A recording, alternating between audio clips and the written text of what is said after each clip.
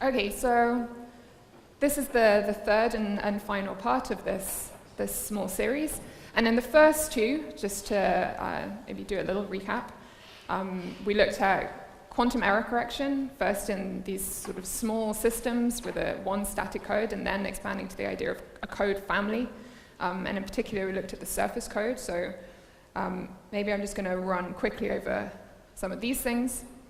So the first thing we saw was the procedure of quantum error correction. So it's really this kind of procedural thing. We prepare a bunch of qubits into a particular encoded state that allows us to protect quantum information. And we looked at this example where we had some number of qubits, n, that encoded one logical qubit.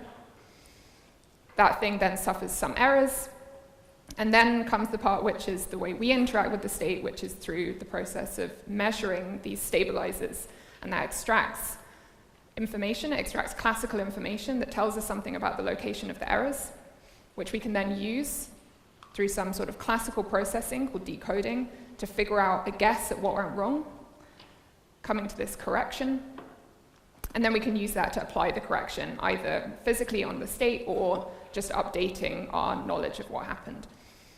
So this is the overview of the procedure of quantum error correction. And then in the last talk yesterday, we looked at the surface code, this particularly useful example of a code, particularly prevalent, probably the one which, if you're going to guess, is going to be the first one to be implemented in practice. It's what all people, almost all experimental efforts are designing their hardware towards. And this code has these qubits, these physical qubits arranged on a square lattice, and has this particular structure of the stabilizer operators that's very symmetric, where each of them sits on one of these little tiles, and you can expand the size of the code so you can suppress more against error by just increasing the size of this system. We looked through a bunch of examples of that, about how the errors turn up and what it looks like when we measure these stabilizer checks. And then the thing we kind of got to right at the end of the last talk was to see this as a topological system. So when you look at the way errors occur and you think about strings of errors that are occurring in the system, the thing that you see is these checks showing up at the ends of these strings.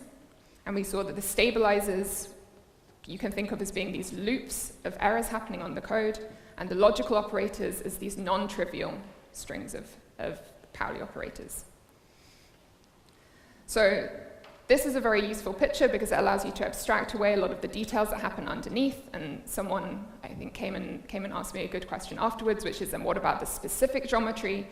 And in fact, like, this is a good point, that this square lattice that we looked at, you could replace it with any other geometry as long as it respects the same rules. So you can define these stabilizer generators on other tilings of 2D space.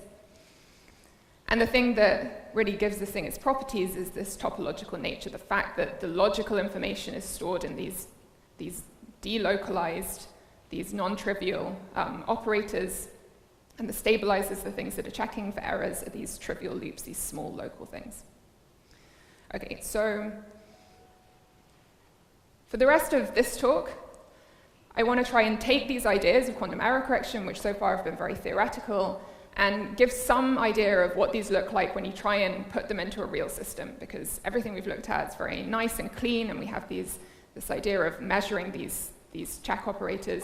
But there's a whole bunch of complexity that comes up when you actually go to put this into practice, and there's been a bunch of questions, like very good questions, during these talks asking about those kind of things. So hopefully I can kind of give an overview of the main challenges and the things that you have to do to make this practical in a real system.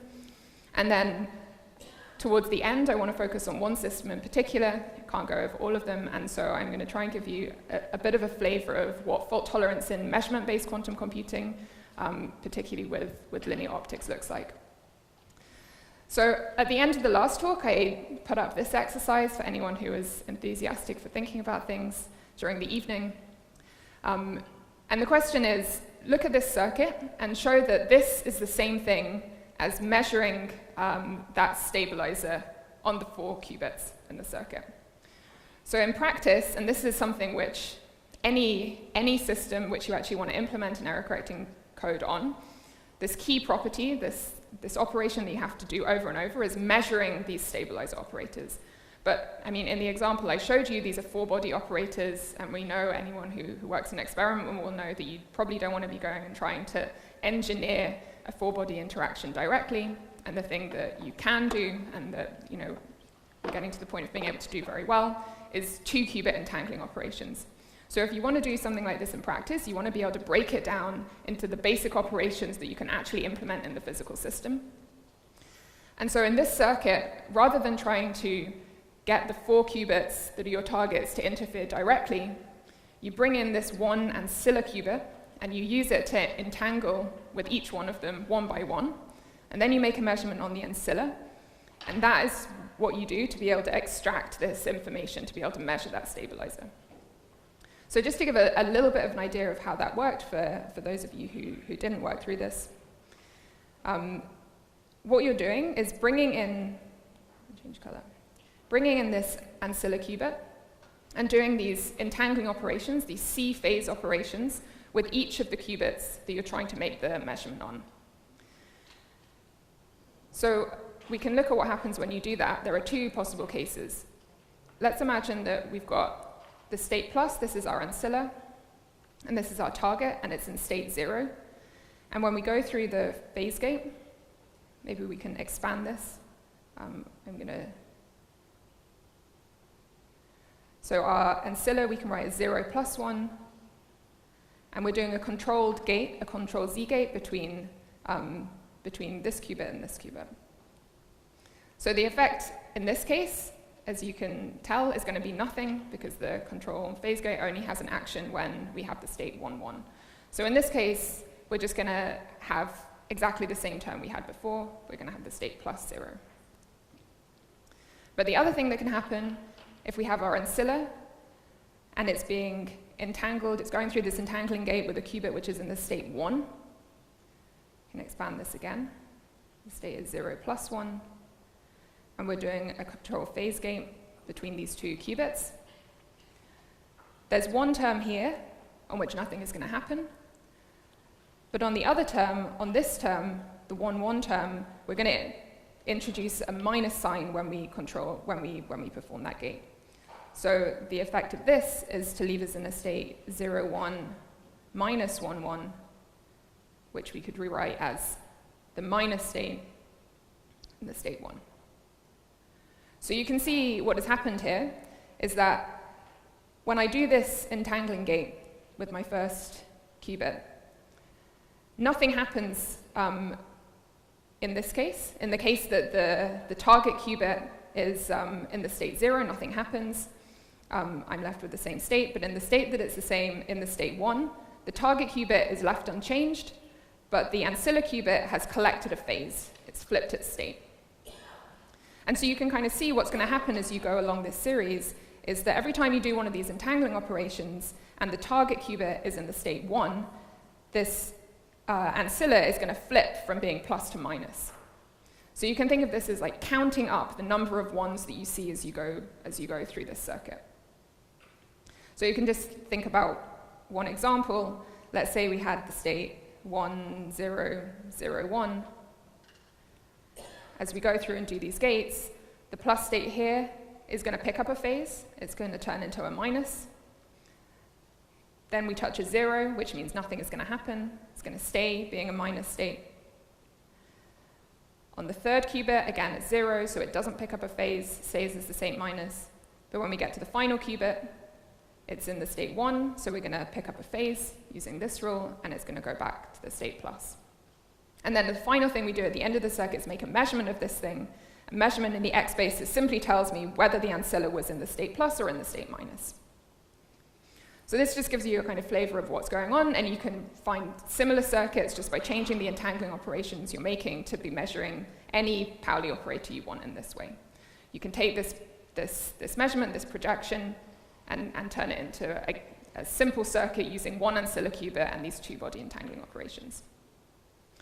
So this circuit, this is really at the core of any design for an architecture, which is trying to implement the surface code or really any stabilizer code. It's all designed around implementing this circuit over and over and over again. That's the procedure of error correction. Okay. So there's one other thing to talk about, one other thing you have to think about differently in any experimental system if you want to actually implement these ideas of error correction, and that is something someone brought up during one of the talks, which is that what we've imagined so far is that we have errors that are happening on our code. So the qubits of the code suffer Pauli errors, but then I have the ability to come along and make these perfect measurements of stabilizers. And of course, in practice, what we're actually doing is doing these measurements by introducing an ancilla, which is going to be noisy, and then doing a whole series of gates, each of which is going to be noisy and introduce noise. Every time you do an entangling gate, there's all sorts of errors that happen. So in practice, when you do this, it's not just the qubits themselves that are suffering noise. The measurement as well is going to be noisy. So when I get some measurement outcome, when I measure one of these check operators, one of these stabilizers, and I get an outcome, I'm not guaranteed that it was right. So when I'm going through this error correction procedure, let's say I measure one of these things and I get an odd outcome. I cannot distinguish between the case where there was an error on the physical qubit, and now I'm correctly measuring the odd parity, or the case where this was actually just something that went wrong with my measurement circuit, and actually all of the qubits in the code are completely fine. And this may or may not seem particularly bad, but it turns out that this is bad enough that it completely eradicates the presence of any threshold. So if you're trying to do quantum error correction and I just measure my stabilizers, there is no threshold, there's no amount of error that you can tolerate if you have any amount of this measurement error, if there's any amount of distrust I have in my measurement outcomes. So just doing the procedure that we've already described is not enough in a real-world setting. We can't just measure our stabilizers and trust that they're giving us the right answer. So you have to modify what you're doing. And it's actually a very simple modification. You can maybe guess what it is. And it's simply that rather than measuring the stabilizers once, we have to measure them many times. And you actually have to measure them a number of times that scales with the size of the code. So if you make the code bigger, then I need to measure the stabilizers in multiple rounds that number of times. So, okay, so I mean, we can think about this as repeated rounds of measurement and kind of see what's going to happen now. If we have a measurement error in one of my checks versus a physical error on the code. So if we have an error, this is a case we've looked at a bunch of times before. Let's say we have an X error that happens on one qubit. This is going to show up as a flipped stabilizer measurement outcome on the two sites on either side of that error. And I can look at what this looks like in this picture. So let's say that's on this qubit in the bottom layer suffered that error. So I see these two parity checks. But now I'm going to measure those stabilizers again in the second round. But this qubit that had an error, it's still going to be there, right? So the error happened, and a few time steps later, it's still going to be there. So as I keep measuring these stabilizers, in the next layer, I'm going to see the same pattern. And in the next layer, I'm going to see the same pattern again. So if I have a physical error, I should see that these stabilizer measurements are flipped in one round and the next round and the next round until maybe some point where another error happens and it flips back. Yeah, there's a question. I'm going to try to shout. I'm sorry for asking very quickly, but what guarantees us that the error stays the same over time? Okay, so nothing guarantees us that the error is the same, but what you imagine is that with each round of measurements, the probability of any single qubit getting an error is small. It has to be small-ish. So there will come a time, probably, if I carry on doing this for a long time, where another error happens on that qubit, which essentially reverses it. So maybe you could imagine that actually there was an error that happened sometime in the past, and then between these two cycles, another error happened onto this qubit. And so in the next time step, the error is gone. So this is definitely true. Nothing guarantees us that it's there forever, but for it to work, it needs to be set up so that not every qubit is getting an error in every clock cycle, so these things are relatively sparse. Okay, so that's what happens if you have a physical error. You kind of see this repeating pattern of stabilizer measurements. If, on the other hand, you have a measurement error, so let's say that's just one of these stabilizers which there was no physical error there, but we made a measurement and we got an odd parity outcome just because the circuit went wrong. That's going to look like something quite different, which is just some isolated parity flip where in the time step before, there's probably not a flip. In the time step above, again, there's probably nothing there. So you can kind of see the different signature of these different types of errors. And the way you can convert this into something which looks even more similar to the problem we were already trying to solve is to, instead of looking at these outcomes themselves, the actual measurements that we're making, you look at the change between one time step and the next one. So in this case, my measurement error, what I see is that between time step 0 and time step 1, there's a change in that measurement. So I can kind of flag this as being I can flag this as being a change in the stabilizer outcome between these two layers. And again, in the next time step, this is going to show up as being a change between time step 1 and time step 2. Whereas with the physical error, what is happening is that I'm going to see a change, okay, let's do it between time step 1 and time step 2. There's going to be no change between time step 0 and 1. Everything looks the same. But there is a change between time step 1 and time step 2.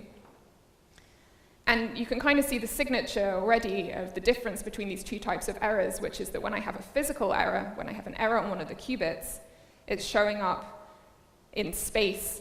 I'm seeing a pair of these flipped stabilizer outcomes in space. Whereas with the error in the measurement outcome, I'm seeing a separation of these things in time.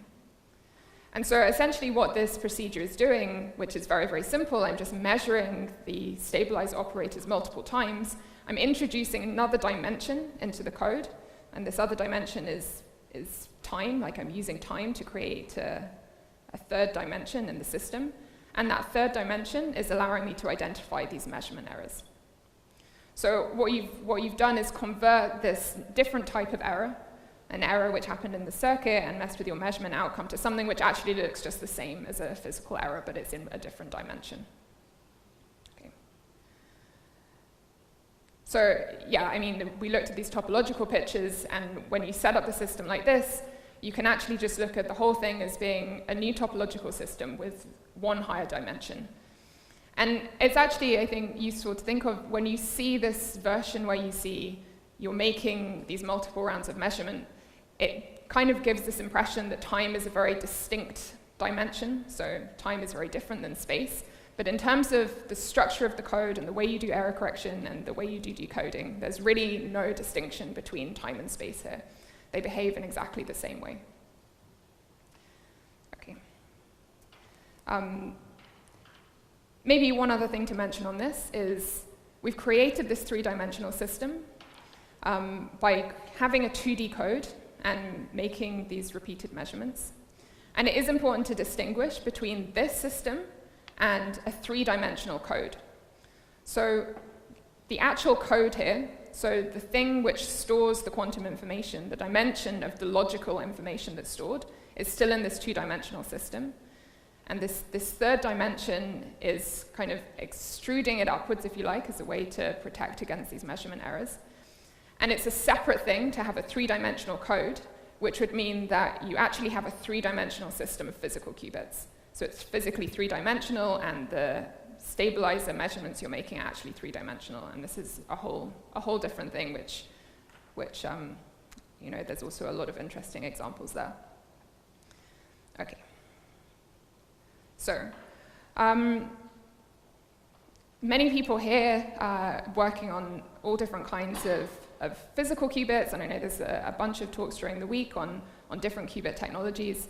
And This is such a huge field. I would love to say more about it. I really don't have time to go into all the details of this, but with every physical system that you can think of and people are imagining implementing the surface code in pretty much every single one of them.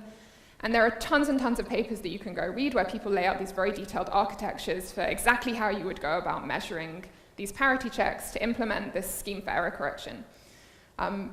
But it's worth pointing out that, like, however different these schemes look, you can find these like wildly varying different physical architectures, but they're all implementing the same system, which is this two-dimensional surface code with one extra dimension plus time. So you can go and look at these. I think it's very interesting. And every single one of them will have a whole bunch of different challenges and things that they have to solve. And so if you actually want to take these schemes and put them into a certain type of physical qubit, you have to address the exact type of native gates that you have available to you. What are they like? What can you actually use to measure, to make these parity measurement circuits and extract the information? You have to be very aware of the exact type of noise, because that's going to change like how you should be interacting with the qubits and what you expect the structure of the noise to be. It's going to determine what the threshold is and how much error you can tolerate. In certain kinds of systems, so working with trapped ions, for example, it's quite likely that you're limited in how many physical qubits you can actually have into one system. So often people think about having a small modular system where you have a small number of qubits that can interact locally, and then you have many of those systems which can interact via light and probabilistic entangling operations. And you can still implement the surface code in that setting, but it completely changes the architecture. It changes the way you think about doing parity checks, and it changes the way that things are set up. So the things look very different in the physical architecture, but ultimately when you come down to what the structure of the code is, what is the structure of the checks, the stabilizer measurements that you're making on the qubits, these things are all the same. So what I'm going to do now is kind of change gear, and I'm going to switch to just talking about one of these things, which is the one on the top right, which you've heard a little bit about from Terry yesterday, which is how you can build a surface code and achieve fault tolerance using single photons and linear optics. So this is the group of people who I work with over in PsiQuantum in California. You can see how happy they all are. That's how happy you can be if you work in quantum error correction. And this group of people is working on how to implement fault tolerance and quantum error correction using silicon photonics, so in this kind of linear optical chip that Terry showed you yesterday. So this is, I think at first sight, not obvious to see how this works, especially with the way we've talked about it so far, for two main reasons. The first is the whole business of error correction is about measuring these parity checks. It's about having some qubits that store quantum information and making these measurements on them. And what I've just told you is that to do that, you have to do a bunch of entangling operations and measurements. You do entanglement and measurement, and you just repeat that many times. But we know from Terry's talk that with linear optics, you can't do that entanglement deterministically. It's probabilistic, and that seems like a major barrier. If the main thing we need to do is very difficult with this system, then how are we going to go about doing error correction? And the other problem with photons is that the measurement of them is destructive. So once you've measured them once, they're gone, you can't reuse them. So unlike superconducting qubits or trapped ions or any matter system, which sticks around after you've done a measurement of it, the measurement of a photon destroys it, and you just have to create a new one. So the question of how you can preserve the information and keep it around is also maybe a little bit more mysterious in this kind of a system at first sight. So to answer those questions, we have to think about fault tolerance in a slightly different way. So the way that it's generally, I guess, more natural or more usual to think about it is in this circuit-based language. So I drew the circuit for how you could measure one of these parity checks. But the language that Terry told you about yesterday, this language of measurement-based quantum computing, is equivalent, but presents a kind of different framework, which makes it much easier to think about and understand what's going on here. So I want to explain what the difference is between circuit-based fault tolerance and measurement-based fault tolerance. And I think it's worth saying from the beginning that these things are fundamentally, like mathematically, they're the same. And it's really just a viewpoint to thinking about them that makes these things look different. Okay, so what I've got in the picture on the left, so here, is a circuit for extracting a series of parity checks. So we looked at what this circuit looks like. Here are 4 qubits of my code. And I can imagine, rather than like looking at this nice geometric picture, I could write out this big circuit for how I can extract all these parity checks one by one. And that's going to be my procedure of error correction. And because we have to do this multiple times, there's going to be many of these things. So if I look at a bunch of qubits, over time, they're just going to be going through these series of parity checks. So here's my first parity check on the qubits, here's my second parity check, here's my third parity check, and the sequence is just going to go on. So this is like quite a simple circuit. This is easy enough to write down. And we can now look and try and modify that to make that fit into the picture of measurement-based quantum computing. And really, the main idea of the measurement-based picture of quantum computing is just that you change the order of your operations.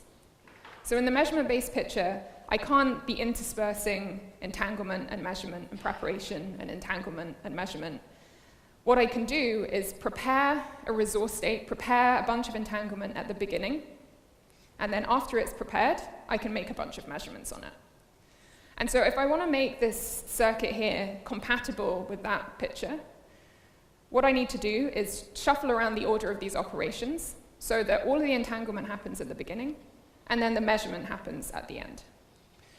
So the first thing we can do is take these parity check circuits and simply pull these lines out so that rather than them being interspersed with preparation and measurement, as you would do something with a circuit model,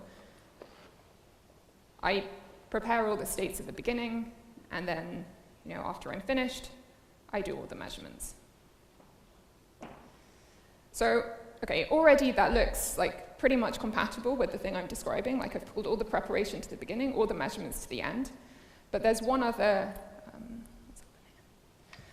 issue with this circuit, which is going to make it problematic to actually implement a scheme for fault tolerance. And you have to look a bit more carefully to see that. But the problem is that if I look at one of these qubits, say qubit 1, and I look at what happens to it over time, in the first step, it's going to go through one entangling gate with this qubit up here. And then a little bit down the line, it's going to go through another entangling gate. And then a little bit later, it's going to go through another one, and so on and so on. And you can see that, over the course of a whole quantum error correction scheme or a whole algorithm, this qubit is going to have to go through a huge, huge number of gates. And so this is going to lead to some big mess when I try and think about preparing this entangled state. And specifically with photons, it's going to lead to some unreasonable constraint of having to generate a ton of entanglement that's centered around one photon.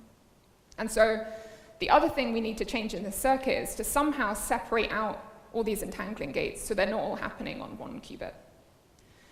And there's a trick that you can use to do that. So you can modify the circuit so this is all still fine. And what that uses is this little circuit, which Terry may have mentioned at some point in his talk yesterday. And it's simply the scheme for teleportation.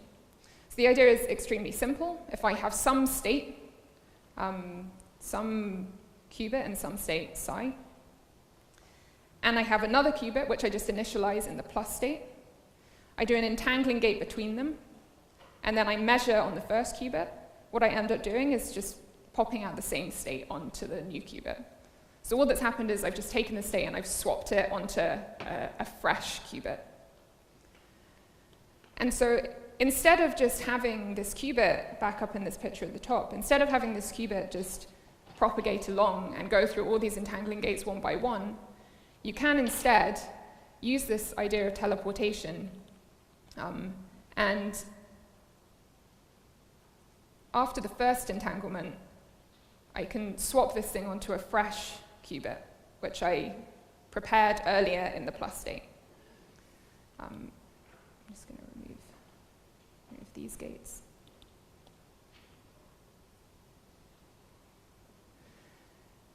And I need to do the same thing for all the others, so I can have another copy for each of my initial qubits. And so after my first round of parity checks, I then go through this procedure of taking all of them and teleporting them onto a fresh set of qubits. The original ones are going to have to get measured, but that I can delay until the end. They're not going to be going through anything else until then. I erase these parity checks. And once I've done that swapping, I can now come back and do the parity check number 2, but it's going to be on the new set of qubits. So here's my parity check, which is on what is the same state, because all I've done is teleport the initial qubits onto a new thing, but physically it's on a different set of qubits. And so you can then do the same principle. After the second round of parity checks, I can take these qubits and I can teleport them to a new location, and then they're going to get measured at the end. And then my third parity check, which is going to be a bit distorted, is going to link to these qubits. So hopefully that made some sense. And really all I've done is, one second. So really all that's happened here is I've taken the first circuit and I've swapped some things around. I've pulled some things to the beginning and I've teleported some qubits around, but logically I haven't changed anything. But what I've ended up with is a circuit now which is compatible with directly being applied in measurement-based quantum computing, because what I've got is a bunch of preparation and entanglement that happens at the beginning, which I can just think of as the preparation of some entangled state, some graph state, and then at the end, a bunch of single qubit measurements. So yeah, there's a question.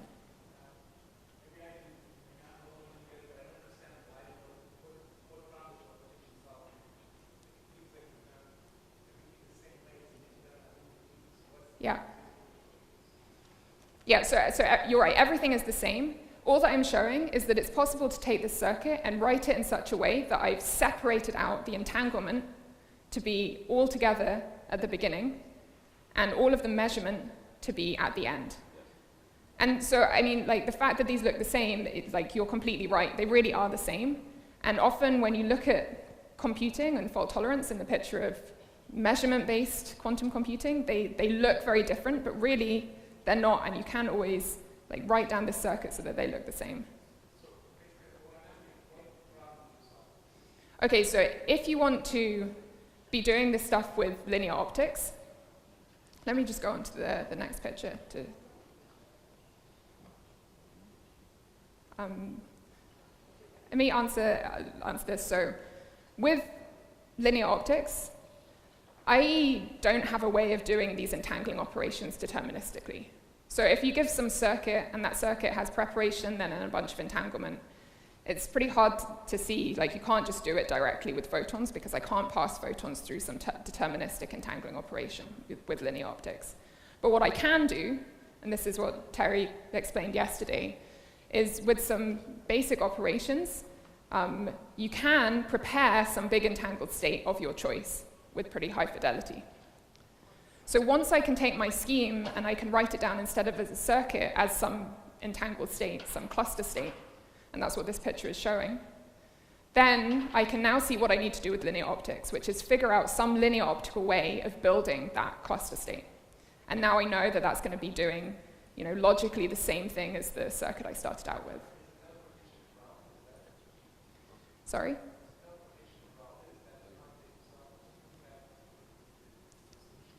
So the teleportation is because the qubits, the photons, can't be persisting. They can't be hanging around indefinitely. And a physical qubit, like a superconducting qubit, can just stay there and you can do as many operations as you like. With linear optics and photons, you need the thing to have a finite lifetime.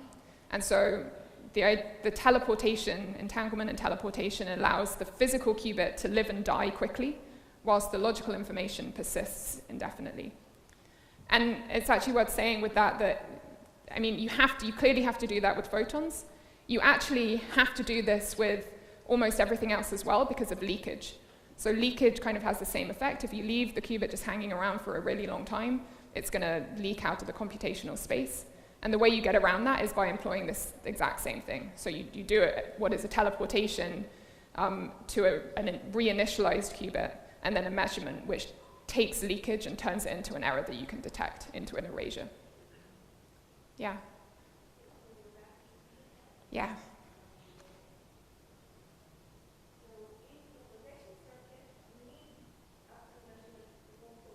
Mm-hmm.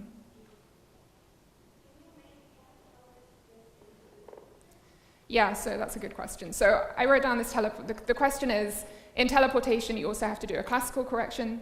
So the measurement that I make on the first qubit there gives me an outcome, which is either 1 or 0, and that is going to determine whether the state I've teleported is actually psi, or it's Hadamard applied onto psi.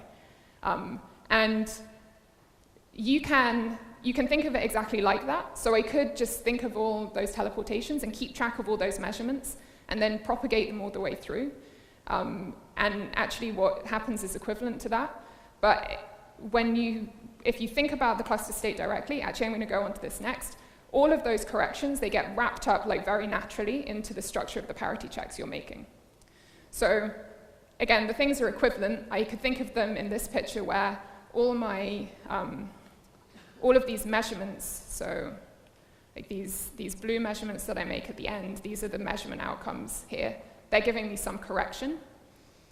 And I have to keep track of those. I have to know what they are because they're essentially modifying the state that comes later. But the way, let me just go forward one. Okay, so those corrections are much easier to think about when you think about the cluster state directly. So here is one unit cell of that structure. What you can think of it as is, here are like the 4 qubits that I started out with in this picture. Q1, Q2, Q3, and Q4 is there at the back. And this measurement, this is the entangling gates. And a measurement of this in the X basis is like the first parity check. And then these qubits are going through a series of other operations that I'm not going to go through in detail. Actually, the thing which maybe I can just highlight is where this teleportation step is actually happening here. So here is my qubit. Here is a control phase gate, which is entangling it to a new qubit. Then I'm going to measure this one in the X basis, which teleports it onto the next site. And so the information now sits here. And then so on. So this one gets entangled to the one above it, and when it gets measured in the X base, it gets teleported as well. So the corrections that are coming from all those measurements, they actually get added up naturally when you extract your parity check information from this state. And the way that that turns up here, I'll just erase these things. So what I'm going to do once I have this state, I mean, we can, going back to this picture, what you'll see when you push this thing through is all the measurements that you're making. So I'm doing these parity check circuits, which require a measurement in the X basis. And I'm doing these teleportation circuits, which have a measurement in the X basis. So actually, all of these measurements, they're all just a measurement in X. They all just got pushed through the circuit. They ended up the same way as a measurement in the X basis. And so when I have this cluster state, once it's prepared, I'm just going to go to every single site and measure all of the qubits in X. And you can, the easiest way to see this is by looking at the stabilizers of that code, and I'm not going to go through that in detail, but I will just tell you that you can take all of these X measurements, and actually, if I just take the ones on the red sites, their individual outcomes are going to be random, so they're going to give me some even or odd outcomes. That's like the teleportation circuit. I don't know which outcome I'm going to get. It's going to be random.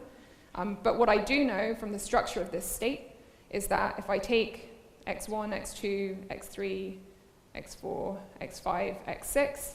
If I take the product of all of those measurement outcomes, that's always going to be an even outcome. So you can kind of either go through the route of working through the circuit and figuring out where all those corrections add up and checking that, yeah, I believe that this is a parity check, or you can go the route of looking at the stabilizers of that cluster state. But whichever route you go, you get to this conclusion that these corrections turn into these parity checks that now sit on the structure of this cluster state. Yeah, so there's a question at the back. I'm sorry, I can't hear at all. It's not on. That's great, yeah. Can you hear me now? Yeah. So maybe I missed, and you said it now, but in the end you make all these parity checks right at the end, but you're supposed to do error correction as well. So somehow you have to take this state and correct it. How do you take care of that in this? Yeah, so this is a good question. Okay, so what I'm going to do is I'm going to skip ahead to the kind of final slide. There was some other things I wanted to say, but I'm going to skip those. And this is about trying to kind of put that whole picture together. So what does it actually look like? What I was showing you was kind of maybe a bit local, and you're right that you can't just like do the whole computation and then put all the measurements at the end.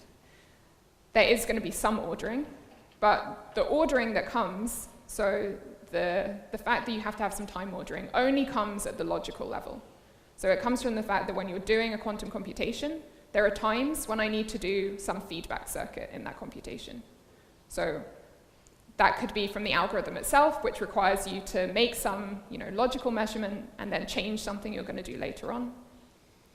Or it happens frequently when you need to do magic state injection. So there are special gates that have to be done in the circuit that require a feed-forward circuit to do them. So I need to do some circuit, I make some measurement, and then change something I'm going to do later on. And when that happens, you have to have done with your error correction. You have to have done the readout, you have to have done the decoding, and you have to be able to do that feed-forward. So what that means is there has to be some cycle of preparing the thing and measuring it. So in practice, you cannot prepare the entire computation all at once. You prepare it piece by piece. So I can imagine preparing a chunk of the cluster state and then doing the measurements, and then preparing the next chunk and then doing those measurements and so on. So yeah, another question. So also the preparation, so the fresh qubits you were talking about, and usually you have to prepare those at later times, right? If you prepare all those fresh qubits initially, lots of time work, right? Yeah. So with the question is, what do you do with the qubits that you're preparing? Surely you don't want to prepare them all at the beginning because then they accumulate noise. So yeah, this is true. And I think you can kind of go to this extreme of MBQC where everything is really prepared at the beginning and then you do all the measurements. In practice, you really do it step by step. So you would really only prepare a qubit at the latest possible time before it's needed. So you end up going through some kind of deformation where the circuit gets closer to the original thing, but it still keeps this property that the physical qubits don't persist for a very long time. So they don't have to go through a large number. No individual qubit has to go through a large number of entangling gates in its lifetime. Okay. So maybe to just kind of like piece this picture together, what we can think of all this stuff is doing, and we've seen we can take this error correction circuit and we can turn it into a cluster state, and we can think of that cluster state as giving us all of this parity check information that allows us to then correct errors that happened on those qubits. And we can see that that circuit is really just the same thing as the surface code that we were looking at originally, but kind of converted into this cluster state viewpoint. And it's useful then to look at what the whole thing looks like when you fit it together. So I can imagine now taking a measurement-based computation of the type that Terry was showing us. So we have some cluster state, and here I've just got a linear cluster state. And to do some computation, we want to make some series of measurements on this line of qubits. Let me continue on. And the idea of fault-tolerant measurement-based quantum computing is to take this unprotected version and apply on top of it this fault-tolerant cluster state, which now has a fault-tolerant implementation of all of these logical measurements. So we can imagine taking these qubits, we make a certain set of measurements which is going to implement a logical version of this, and then the next block implements a logical version of this, and so on. So, okay, I hope this gives some kind of a flavor of what this looks like. Really, it's mostly the same, although the implementation looks quite different. And let me just say, just a few small things to wrap up. What I've given you is the most basic kind of vanilla version of what this looks like. And fault-tolerant measurement-based quantum computing and fault tolerance in general has a huge variety of other kinds of codes and much more interesting and cool things. So these cluster states I showed you, they're just one example, and there's a huge variety of things that you can do. I think with photons in particular, you can imagine all sorts of different geometries, all sorts of different cluster states, which are basically like very interesting topological states. You're also not constrained to 3 dimensions. You can imagine building these things in higher dimensions where they have all sorts of different properties. And that's like a really open question, and there's a lot of research being done there. And then when it comes to logic, which is something we didn't get much time to discuss, there are simple ways of doing that by making measurements on the state, but there are also tons of other much more interesting schemes of introducing sort of topological twists and defects into these structures that allow you to do logic in different ways. And then there are, beyond the surface code, there are various types of things called color codes, which allow you to do a different gate set and have a different structure. And also they allow you to draw much more interesting pictures than the ones you can do for the square surface code. So I hope this has given you some kind of a flavor of the things that are going on. I think it's a really interesting area at the moment, and there's also a ton of stuff still to figure out. And I hope some of you will maybe solve some of those problems at some point in the future. Great, thanks.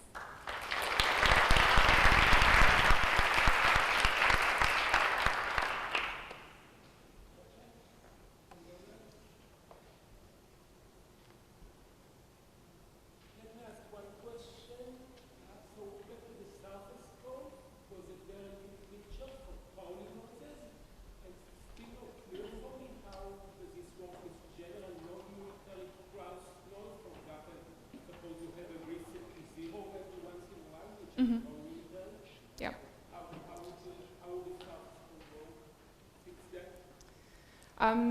So maybe one way to think of that is that the way you initialize the code, so let's say I have a bunch of qubits in any arbitrary state, in some mixed state, in the 0 state, whatever.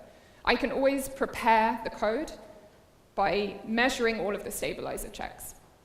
So I take some arbitrary set of qubits, I measure all of my parity checks, and after I've done that, I'm in the code. At that point, the logical state is just in some arbitrary mixed state, probably, and I can prepare that by then interacting with the logical operators. But you can kind of think of the same procedure as how that corrects any error. So every time I do projections of the stabilizers, I'm taking the 4 qubits I'm interacting with and projecting them back into something which is an eigenstate of one of those stabilizers. So, okay, that may not be projecting it directly back, and then there's extra series of, you have to do active error correction, and I have to do decoding. But it doesn't need to be, I don't need to have applied a Pauli error. If I've just applied a Pauli error, the projection I'm making basically isn't really doing anything. I was already in something which was an eigenstate of that stabilizer. But when I'm in some other state, that projection really pushes me back closer to where I wanted to be.